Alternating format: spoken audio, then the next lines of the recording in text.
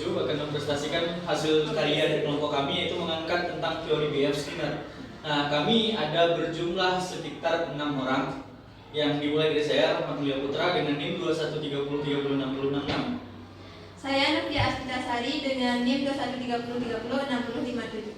Saya Saravela dengan NIM 2130306076. Saya Mutiara Ivana Putri dengan NIM 2130306050. Saya Sufi Ramadhani dengan NIM 2130306084. Dan saya Revina Harlon dengan NIM 2130306071. Ada sebuah teori yang mengatakan bahwasannya pembentukan karakter manusia itu dilalui oleh stimulus dari lingkungan. Ada reinforcement dan punishment. Nah, reinforcement itu terdiri dari dua, positif dan negatif. Contoh reinforcement yang positif itu adalah sebagai apresiasi atau reward yang diberikan kepada seseorang untuk membentuk suatu karakter. Nah, ada juga yang negatifnya. Negatifnya seperti kita memberikan sebuah nada ancaman terhadap stimulus tersebut gitu. Nah, ada juga punishment yang positif dan negatif. Yang positifnya adalah kita memberikan suatu hukuman supaya perilaku buruk itu tidak akan terulang lagi di masa depan. Nah, sedangkan yang negatifnya cenderung akan mengurangi perilaku positif di masa depan. Nah, teori ini diangkat oleh seorang filsuf bernama Bruce Frederick Skinner. Baiklah, di sini saya akan menjelaskan sedikit tentang biografi B.F. Skinner. B.F. Skinner ini bernama asli yaitu Bruce Frederick Skinner. Skinner ini lahir pada tanggal 20 Maret 1904 di Susquehanna, Pennsylvania. Dia adalah anak pertama, ayahnya bernama William Skinner dan ibunya bernama Grace Manx Burgos Skinner. Ayah Skinner ini merupakan seorang pengacara sekaligus politikus dan ibu Skinner ini adalah seorang ibu rumah tangga. Skinner ini menempuh pendidikan di beberapa universitas. Yang pertama yaitu Universitas Minnesota, yang kedua yaitu Universitas Indiana, yang ketiga yaitu Universitas Harvard. Skinner ini wafat pada tanggal 18 Agustus 1990. Baiklah, yang selanjutnya yaitu operan conditioning. Operan conditioning merupakan pengondisian yang melibatkan subjek untuk merubah suatu perilaku dengan menggunakan stimulus, yaitu stimulusnya reinforcement dan punishment. Reinforcement merupakan penguat, dan reinforcement ini terbagi menjadi dua, yaitu reinforcement positif dan negatif. Reinforcement positif adalah penguat yang cenderung dilakukan dengan cara yang menyenangkan, contohnya dengan memberikan reward atau hadiah. Misalnya di saat anak pulang ke rumah dengan membawa nilai ujian yang bagus, maka orang tuanya akan senang dan memberikan reward atau hadiah kepada anaknya agar dia tetap mempertahankan nilai yang bagus tersebut. Yang kemudian itu reinforcement negatif, yaitu penguat yang dilakukan dengan cara yang tidak menyenangkan. Contohnya dengan cara mengancam. Apabila anak pulang ke rumah dengan membawa nilai yang kurang bagus, maka orang tua akan mengancam untuk mengurangi uang jajannya selama seminggu ke depan. Baiklah, yang selanjutnya yaitu punishment. Punishment merupakan suatu pelemah atau penghilang kebiasaan atau tingkah laku. Punishment ini sendiri terbagi menjadi dua, positif dan negatif. Punishment positif yaitu diberikan sesuatu sebagai hukuman, contohnya distrap atau dimarahi. Apabila murid tidak membuat PR di sekolah, maka gurunya akan menstrap muridnya itu sebagai hukumannya.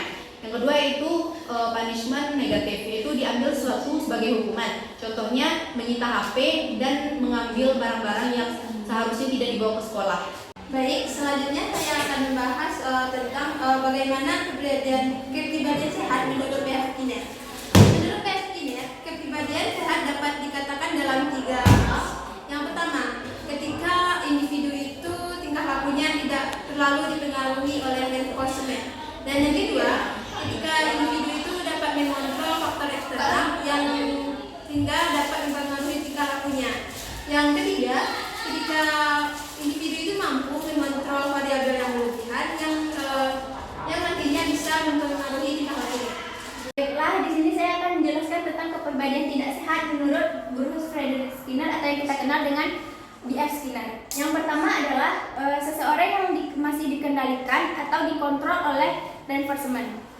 Maksudnya di sini adalah perilaku seseorang yang masih dikendalikan oleh apresiasi dan reward dari orang lain sehingga perilakunya dikendalikan oleh reinforcement tersebut. Yang kedua yaitu tidak mampu mengontrol faktor eksternal dan variabel yang berlebihan yang bisa mempengaruhi perilaku. Maksudnya di sini adalah seseorang yang masih dikontrol, yang tidak bisa mengontrol faktor dari luar dirinya seperti faktor lingkungan dan masyarakat yang sehingga mempengaruhi perilakunya.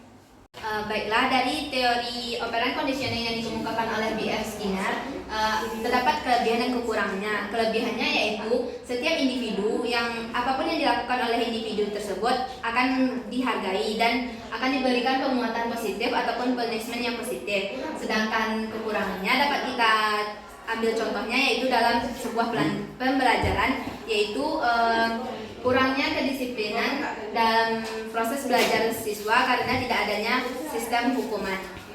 Baik, kami dalam teori B.F. Skinner ini melakukan aplikasi dengan sebuah permainan. Nah, yang mana permainan itu kami mulai dari permainan puzzle, yang mana reinforcement dari permainan ini adalah sebuah reward yang akan diberikan kepada subjek yang kami minta untuk melakukan permainannya. Pertama, kalau misalkan responmennya dia berhasil melakukan dalam waktu 3 menit, dia akan mendapatkan sebuah responmen yang besar. Nah, sedangkan jika tidak berhasil, beliau akan mendapatkan responmen yang bentuk kecil gitu. Nah, untuk percobaannya mari kita tengok langsung pada subjek. Ayo semangat, semangat.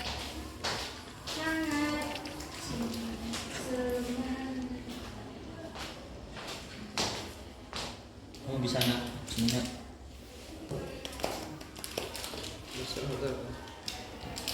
Haikal bisa. Go Haikal, go Haikal, go.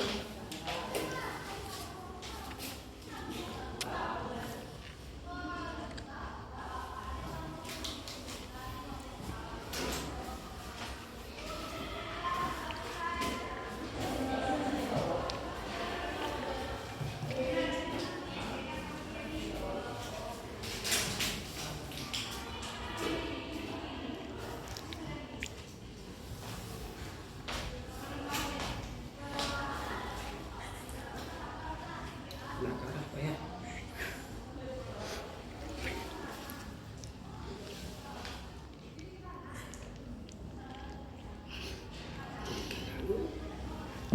Go Haikal, go Haikal, go.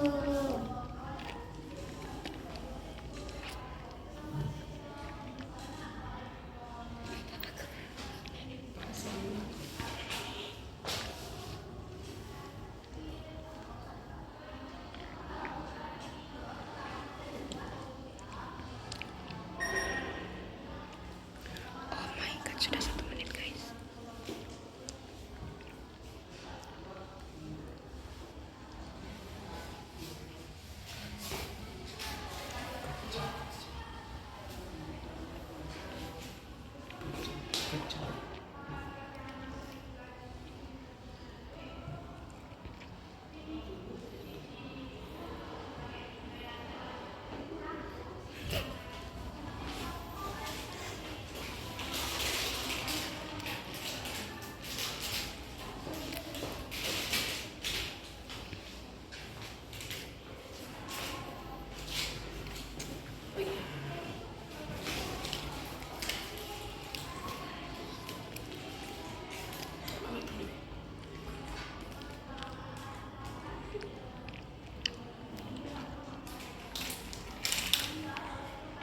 Semangat, kalau ayo bisa.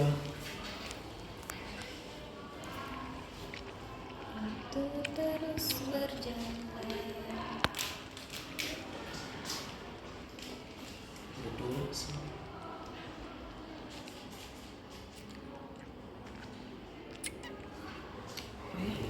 6, 5, 4, 3, 2, 1. Habis. Karena subjek kita gagal melakukannya untuk menyusun dari waktu yang telah kami tentukan, maka sesuai dengan perjanjian awal, kami memberikan hadiah yang menyusul kepada subjek karena telah berpartisipasi untuk melakukan puzzle. Nah, itu adalah bentuk sebuah respon negatif terhadap stimulus yang diberikan dalam pembentukan perilaku. Nah, dalam bidang pembelajaran behavioristik, itu bisa dilakukan juga dalam kelas, seperti misalkan kita memberikan pertanyaan oleh guru dan guru menguji kita, dan kita akan melakukan pertanyaan itu terus menerus berulang kalinya. Itu adalah bentuk perilaku positifnya. yang bisa kami tampilkan dari kelompok kami. Mudah-mudahan apa yang kami sampaikan menjadi hal yang bermanfaat bagi penonton semua. Thanks for watching. Jangan lupa subscribe. Assalamualaikum warahmatullahi wabarakatuh.